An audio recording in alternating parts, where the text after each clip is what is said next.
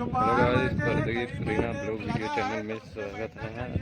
और हम आए हैं किसान सम्मेलन, आज मीटिंग है। हम लोग वहाँ पे आए हैं।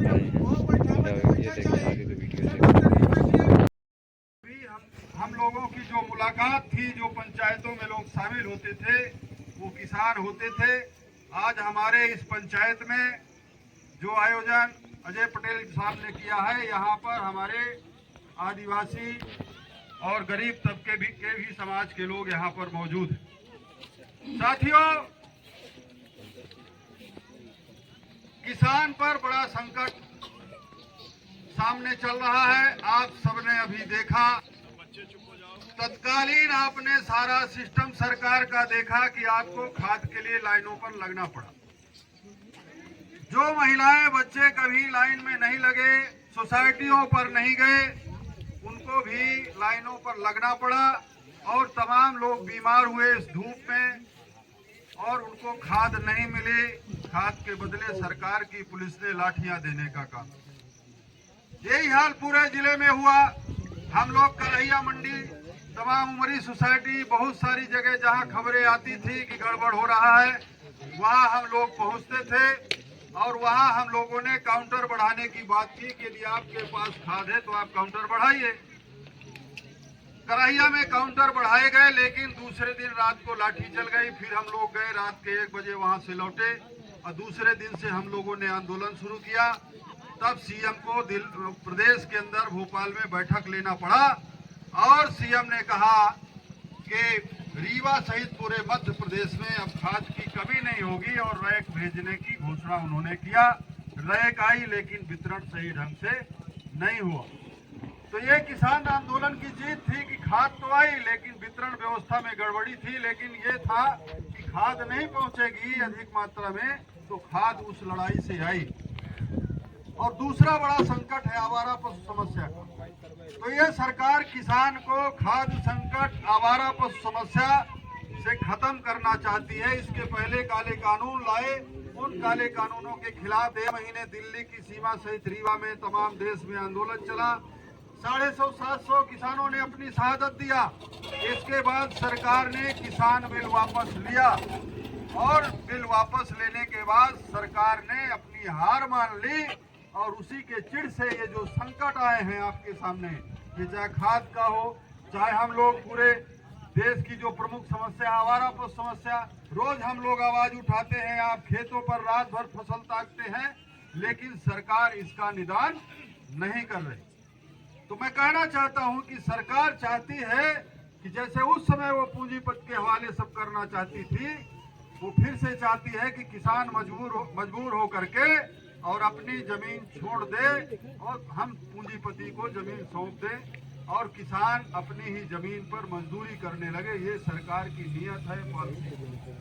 तो हम कहना चाहते हैं कि ये लंबी लड़ाई आप सबको लड़ना पड़ेगा, और यदि आप नहीं लड़े तो ये सरकार किसान को, किसानी को खत्म कर देगी।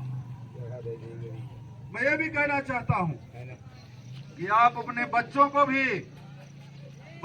भी जो पढ़ाई करते हैं शहरों में, उनको जब गांव आए, छुट्टियों में बुलाइए, खेत में घुमाइए, फसल दिखाइए, और अपनी पुश्तैनी कहानी बताइए। तब वो आपकी जमीन बचाएंगे, नहीं तो वो आपकी जमीन बेच देंगे। ऐसे हालात सरकार पैदा कर रही है। बेरोजगारी का आलम है, तो तमाम सरकार हथकंडे अपना रही है किसान को और किसानी को खत्म करने के लिए। तो जब कभी भी आंदोलन का आगाज हो किसानों की समस्याओं को लेकर, मजदूरों की, आदिवासियों की समस्याओं को लेकर, तो आप अपने ट्रैक्टरों से निकलिए। और जब आप ट्रैक्टरों से निकलेंगे, तब ये सरकार जागती है, सरकार दहशत में आती है, और सरकार के लोग आपसे बात करेंगे और आपकी समस्याओं का निदान करने का प्रयास करेंगे।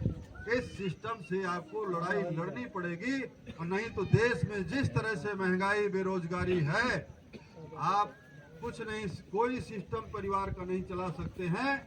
और आप जब वृद्ध हो जाएंगे तो आपका बच्चा जमीन बेच के चला जाएगा, शहर में किराए का मकान ले लेगा, और कुछ दिन उससे ऐसो आराम करेगा। इसके बाद फिर वो हालात उसके भी खराब हो जाएंगे। तो ये हम कहने आए। और साथियों, जो दूसरी बात मैं करना चाहता था, यहाँ पर हमारे गरीब आदिवासी भाई भी मौजूद। डॉक्टर साहब, पूरे देश के अंदर मैं बताना चाहता हूँ आपको कि इसको राष्ट्रीय स्तर पर भी आप मोर्चा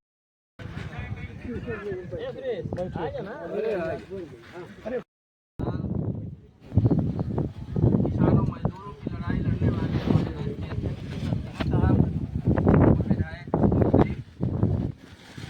राष्ट्रीय प्रवक्ता एडवोकेट सिंह जी, विधानसभा के अध्यक्ष यदुवंश दादा, हमारे कार्यकारी अध्यक्ष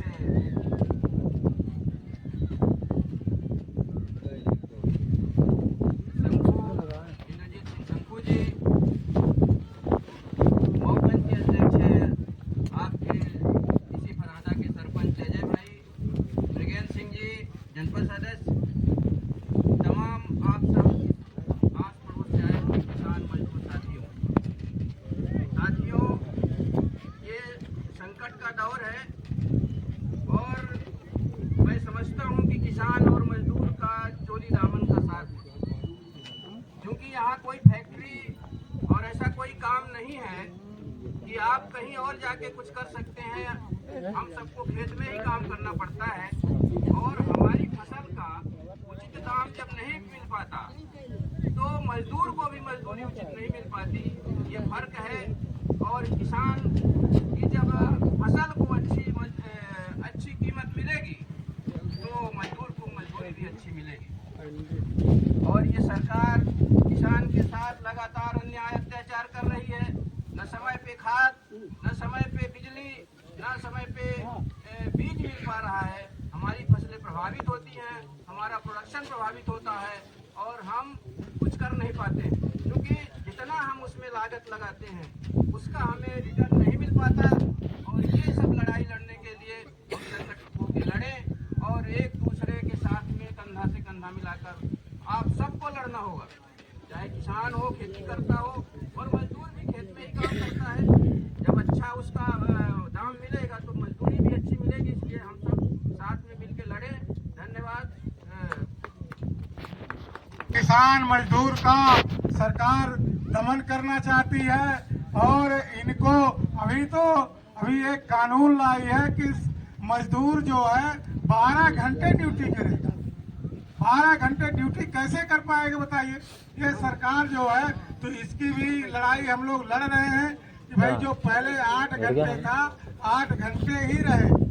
ये अभी गवर्नमेंट में किया है, प्राइवेट में भी करने जा रहे हैं।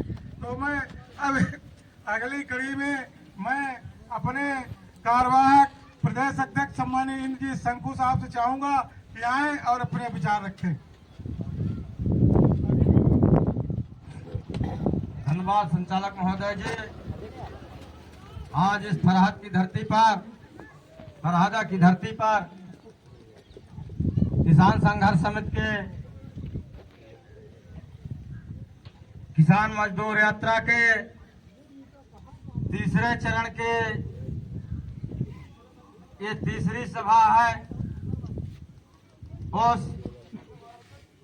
के मुख्य अतिथि किसान संघर्ष समिति के राष्ट्रीय अध्यक्ष डॉक्टर पूर्व विधायक डॉक्टर सुनीलम जी, प्रदेश के किसान संघर्ष समिति के राष्ट्रीय प्रवक्ता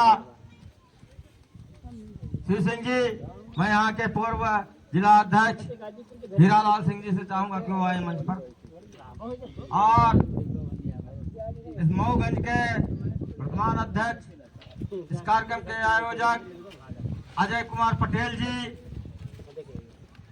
मृगेंद्र सिंह जी, हमारे सामने बैठे हुए किसान माताओं, बहनों, युवा साथियों एवं सम्मानित मंच। यह यात्रा हम लोगों की कोई चुनाव की नहीं है। ये यात्रा किसान और मजदूरों के अधिकार को बताने की और जगाने की यात्रा है दोस्तों। किसान फसल बोता है, मेहनत और परिश्रम करके तैयार करता है, लेकिन उसको उचित भाव नहीं मिलता। मजदूर दिन भर परिश्रम करता है, चाहे खेत में हो चाहे उद्योगों में हो, लेकिन उसको सही वेतन नहीं मिलता है, सही मजदूरी नहीं मिलती है, काम का अधिकार नहीं मिलता।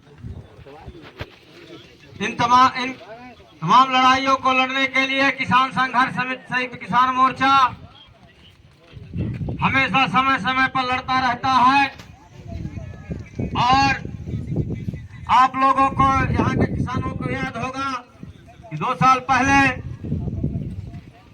दिल्ली के बॉर्डर में किसानों ने एमएसपी की मांग को लेकर के दिल्ली में अपना जंतर मंतर पर प्रदर्शन करना चाहते थे, लेकिन ये बेरहम सरकार जो है हिंदुस्तान की, उन्होंने दिल्ली जाने नहीं दिया इस देश के किसानों को। किसानों ने ठान लिया कि जहां पर रोक दोगे वहीं पे हम रुक जाएंगे, और रुक गए।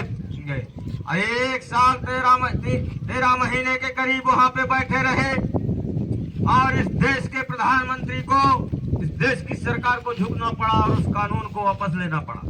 वापस तो ले लिया दोस्तों, लेकिन उसके बाद फिर कहा कि हाँ हमने वापस ले लिया था, लेकिन अब हम नहीं वापस लिए हैं। यानी झूठ की भी कोई पराकाष्ठा होती है दोस्तों, और ऐसे झूठियाधारियों से आप लोगों को नेतृत्व का भार लिया है। आप उनके साथ कंधों से कंधा मिलाकर चलिए। मैं यही पर अपने शब्दों को विराम देता हूँ। जय किसान, जय भारत, जय संविधान। धन्यवाद। जो लोग खड़े हैं बाहर, कृपया इसमें आ जाएं, बैठ जाएं। सभी लोगों से निवेदन है। और मेरा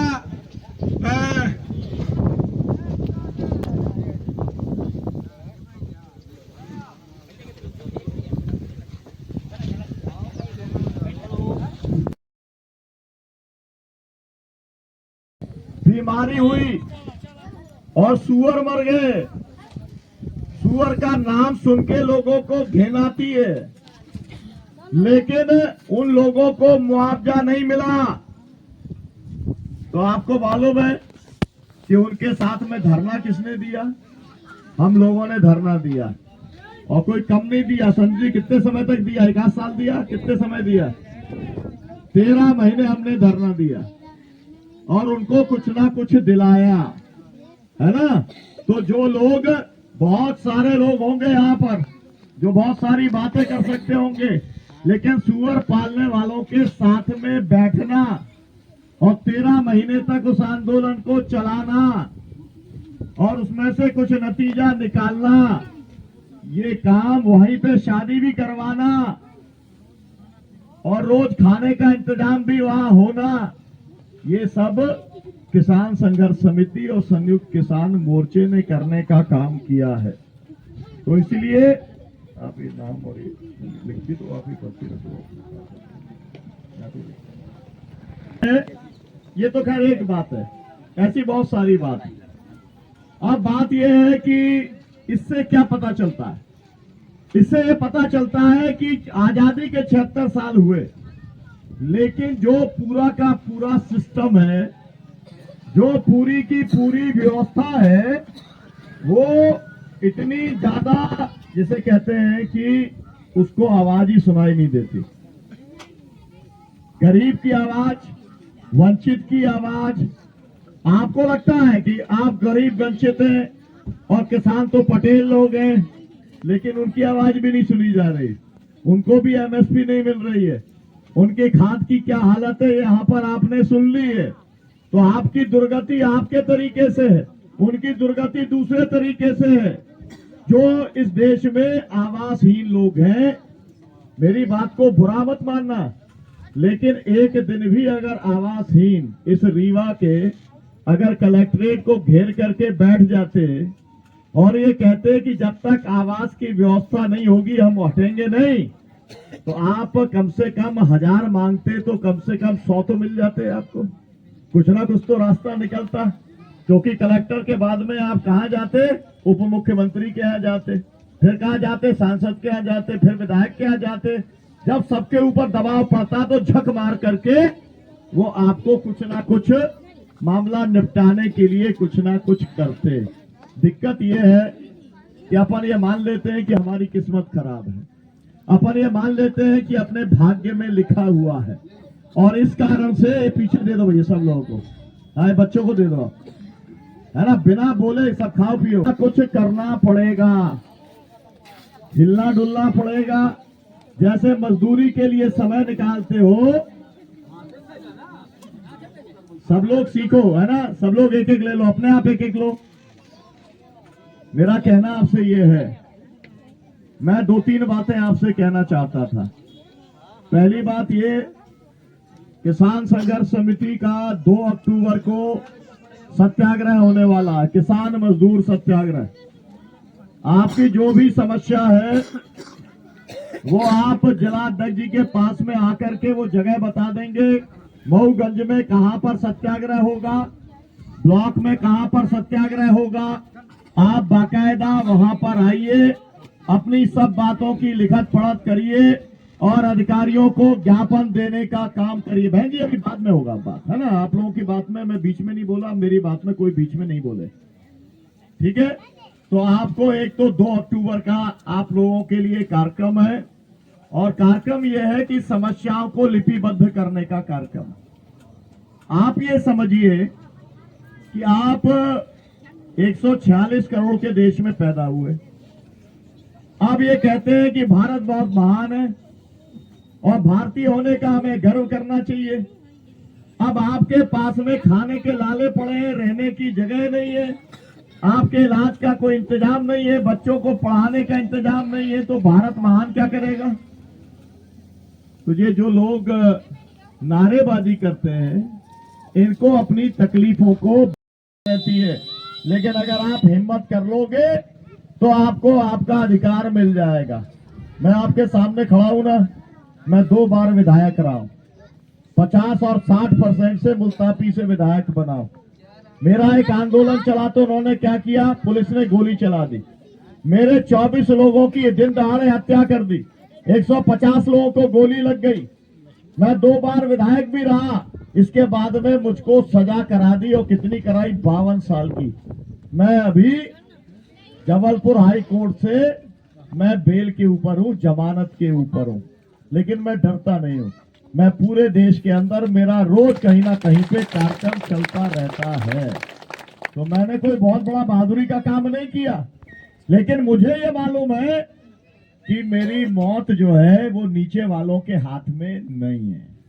आपका आशीर्वाद है, आपकी दुआ है, तो डॉक्टर सुनीलम पे 10 बार जानलेवा हमला हुआ है, कभी 2 घंटे कभी 8 घंटे तक मैं बेहोश रहा, लेकिन हर बार बच जाता।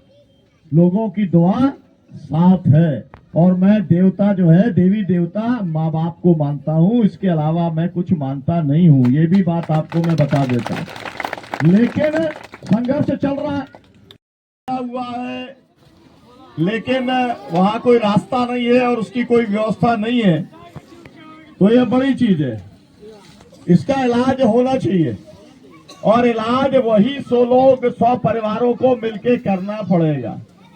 मैं इतना आपसे कह सकता हूं कि अगली बार जब मैं आऊंगा, आपको या तो शिव सिंह जी, यहाँ पे संत कुमार जी बैठे हैं, यहाँ जिला अध्यक्ष जी बैठे हैं, यहाँ पर उपाध्यक्ष जी बैठे हैं, और हमारे ब्लॉक अध्यक्ष जी बैठे हैं, तो आपको खबर देंगे, क्योंकि आपने सामूहिक बात की है उप सरपंच जी, है ना, तो आपका नंबर मैं लूंगा और आपको मैं खुद फोन करके बताऊंगा, ठीक है। और उसके बाद में ये 100 लोगों को कहा आप कब तक मुझे पहले आवेदन तैयार करके देंगे। मैं कोशिश ये करूंगा कि आपको तत्काल ना बुलाना पड़े, लिखा पढ़ी हमारी जब पूरी हो जाए और जब हमें लगेगा कि अब सबकी जरूरत है ना, तो फिर मैं आपको बुलाऊंगा। और बाकी ये जो लोग हैं ऐसे 100 परिवार, है ना, तो बार बार नहीं बुलाऊंगा, लेकिन जब बुलाऊंगा तब आप एक बार आप वहां पर आना, ताकि ये जो कागज वाली बात है या अलग अलग अधिकारियों को बताते होंगे वो सामूहिक तौर पे आ जाए, पूरी प्रेस के सामने आ जाए। हम लोग जो लोग हैं, आपने क्योंकि कुछ चेतावनी भी दी, देने का मामला आपकी खुद की समस्या का, हमारे को चुनाव नहीं लड़ना,